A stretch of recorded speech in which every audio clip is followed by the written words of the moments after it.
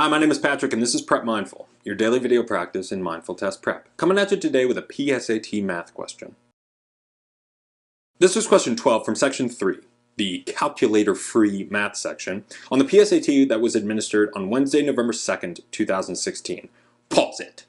I mean the video. Why don't you pause the video and then take a crack at the question yourself. When you're done, you can unpause the video and watch the explanation. Compare, contrast, because we're getting in there. It reads, y equals ax squared minus c. In the equation above, a and c are positive constants. How many times does the graph of the equation above intersect the graph of the equation y equals a plus c in the xy plane? Well, damn. Seems like I barely know anything. There's like 4 different letters in that equation. Well, I know a and c are positive, and I know that there's an x squared term, which means that this is going to be a parabola. And a is positive, so it's going to be an upward-facing parabola. And c is also positive. Well, what would c represent? When x equals 0, y would equal negative c. So the y-intercept of the parabola is negative c. C itself was a positive number, so the y-intercept is going to be negative. Okay, I mean, I don't know a ton about what it looks like, but I know it faces up and its y-intercept is negative. Okay, what are they asking?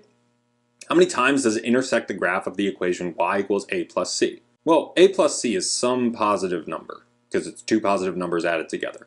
And y equals that, which means we're talking about a horizontal line that is north of the x-axis. I don't know exactly where, but, somewhere up there. We have a parabola which faces upward, which at some point intersected the negative y-axis. And then it's all going to go up infinitely.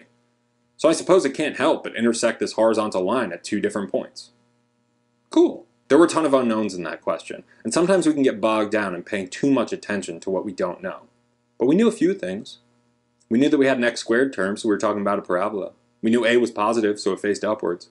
And then we knew c was positive, and so since it said ax squared minus c, that meant the y-intercept itself was negative. A hop, skip, and a jump from there, and we were able to conclude that this parabola would intersect that line at 2 separate locations.